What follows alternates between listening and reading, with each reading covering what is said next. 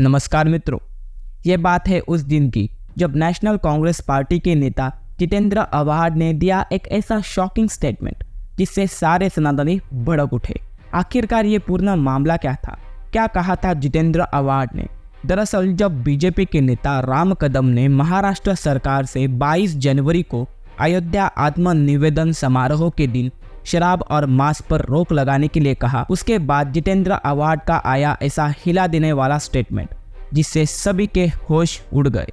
उन्होंने कहा कि श्री राम एक क्षत्रिय थे और एक क्षत्रिय का आहार होता है मांस खाना। इस स्टेटमेंट के बाद सारे लोगों में गुस्से का माहौल तैयार हो गया और तो और इस स्टेटमेंट को वो लोग भी सपोर्ट करने लग गए जो अब तक प्रभु श्री राम जी के अस्तित्व को ही मानने से इनकार कर रहे थे और तरह तरह के श्लोक इंटरनेट पे दिखाने लग गए। हाँ देखो, इस श्लोक में तो कहा गया है कि राम जी मांस खाते हैं, ये देखो इस श्लोक में कहा गया है कि राम जी मांस खाते हैं। इन लोगों को मैं बस इतना ही पूछना चाहूँगा, अगर आप राम जी के अस्तित्व को ही मानने से इनकार करते हो तो राम जी मांस का सेवन करें या ना करें, इससे आपको क्या फ़र्क पड़ता है? और अचानक से आप राम जी के अस्तित्व को कैसे स्वीकार करने लग गए? ऐसी क्या चीज़ें हो गई जिससे आप राम जी को मानने और उनके मांस खाने पर लोगों को तथ्य देने पर उतर आए? दोस्तों, इस बारे में मैं आपको यही कहना चाहूँगा कि आप ऐसे दोगले लोगों से दूर रहे। इन्होंने ना हमारे धर्म के बारे में कुछ पढ़ा है और ना ही इन्हें कुछ आता है, ना ही इनको हमारे शास्त्रों का ज्ञान है। इन्हों तो केवल सनातन धर्म को नीचा कैसे दिखाया जाए, इस मौके के ये हमेशा तलाश में रहते हैं। तो आखिरकार क्या है सच्चाई? आइए जानते हैं इस वीडियो के माध्यम से। इस वीडियो में मैंने सारी सच्चाई रखने की कोशिश की है, वो सारी बातें जो आप लोगों को जानना जरूरी है, उन सभी बातों को मैंने इस वीडियो में आपको पूरी तरह से समझाने की कोशिश की है। एज अ फिलोसोफर इस वीडियो में मैं वो सारे तथ्य के ऊपर बात की है जो आपको पता होने चाहिए। लोग ये भ्रम फैलाते हैं कि श्री राम एक क्षत्रिय होने के नाते मांस का सेवन करते थे, इसलिए तो माता सीता ने उन्हें हिरण मारकर लाने के लिए कहा था। यदि वे मांसाहारी नहीं थे तो क्यों माता सीता ने हिरण की मांग की थी? कुछ लोग ये भी कहते हैं कि माता सीता ने हिरण के चमड़े की मांग की थी क्योंकि वह उस चमड़े को आसन का वस्त्र बनाना चाहती थी। लोग सवाल करते हैं कि क्यों माता सीता ने हिरण के चमड़े की मांग की थी और राम भगवान उसे मारने भी चले गए, जबकि धर्म तो ये नहीं सिखाता है।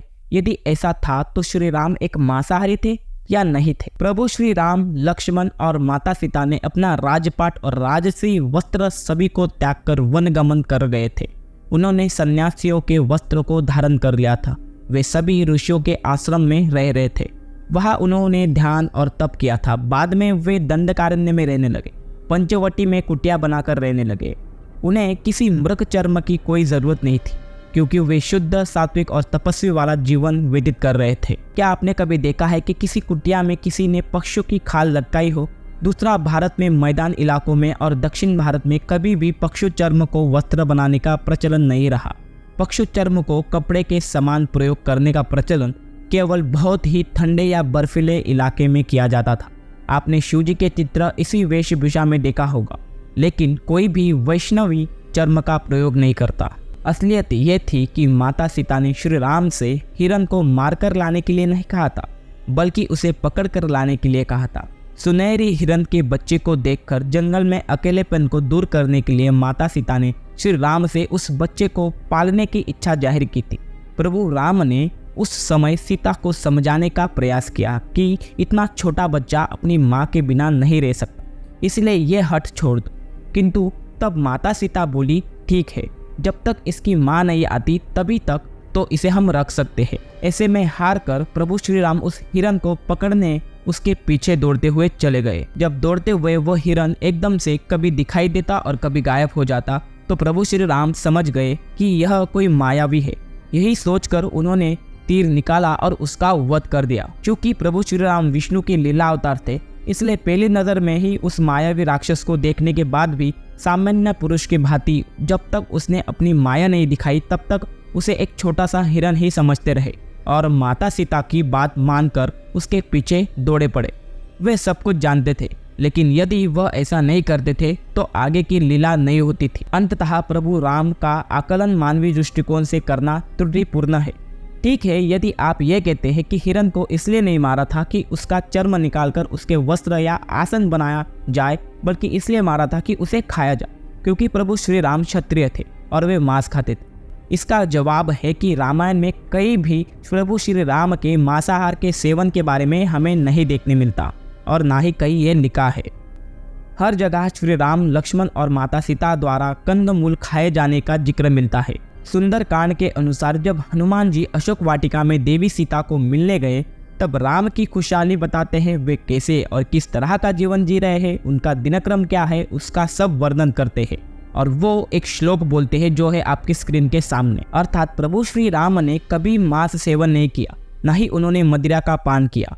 हे देवी, वे हर दिन केवल संध्या समय में उनके लिए एकत्रित किए गए कंद ग्रहण करते थे। इसके अलावा अयोध्या कांड में निम्नलिखित श्लोक निहित है, जिसका कथन भोजन का प्रबंध करने के पश्चात लक्ष्मण ने किया था। वो श्लोक है आपके स्क्रीन के सामने। अर्थात देवोपम तेजस्वी रघुनाथ जी, यह काले छिलके वाला गजकंद जो बिगड़े हुए सभी अंगों को ठीक करने वाला है, उसे पका दिया गया है। आप पहले प्रवीणता से देवताओं का यजन कीजिए, क्योंकि उसमें आप अत्यंत कुशल है। दोस्तों, ये वीडियो देखकर आपको समझ आया होगा कि राम जी ने कभी भी मांस का सेवन नहीं किया। और ये सोचने वाली बात है कि रामायण को कितने हजार साल हो गए। अगर प्रभु श्री राम जी ऐसे कृत्य करते थे तो अब तक लोगों के दिलों में प्रभु श्री राम जी कैसे जीवित है। लेकिन हमारे देश का दुर्भाग्य ऐसा है कि श्री राम जी के नाम पर राजनीति कैसे की जाए और लोगों में नफरत कैसे भरी जाए, इसी के बारे में सब सोचा जाता है। ये नेता लोग जिन्होंने हमारे सनातन धर्म के बारे में 1% भी पढ़ा हो, ये बता पाना मुश्किल है। इसलिए इनकी बातों पर और इनके कथन पर ध्यान देना मूर्खता है। अब उन बातों का क्या जिसमें सनातन धर्म के बारे में ऐसी चीजें लिखी है। तो दोस्तों, मार्केट में आपको ऐसी काफी सारी बुक मिल जाएंगी जिसमें आपको अलग अलग बातें पढ़ने को मिलेंगी। कौन सी भी किताब जब कोई ऑथर लिख रहा होता है, तब वो क्या लिखेगा वो उसके मन पर भी बहुत ज़्यादा निर्भर होगा।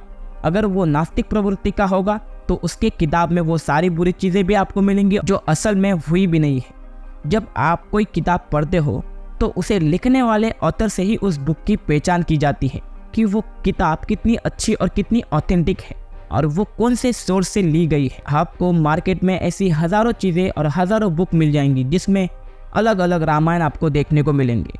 किसी चीज़ में एक जैसा समांतर अंतर आपको नहीं दिखने मिलेगा। जब मैं इस विषय पर मेरे अध्यापकों से वार्तालाप किया तो उनका इतना ही कहना था कि पॉलिटिशियन का काम है लोगों में हेट्रेट फैलाना और लोगों के आस्था का मजाक बनाना, जिससे वो पब्लिक की नज़र में आ सके और पब्लिक का अटेंशन पा सके, चाहे वो नेगेटिव अटेंशन हो या एक पॉजिटिव अटेंशन। और अगर ऐसा होता, अगर सही में प्रभु श्री राम जी मांस का सेवन करते तो उन्हें कभी भी मर्यादा पुरुषोत्तम की उपाधि नहीं दी गई होती।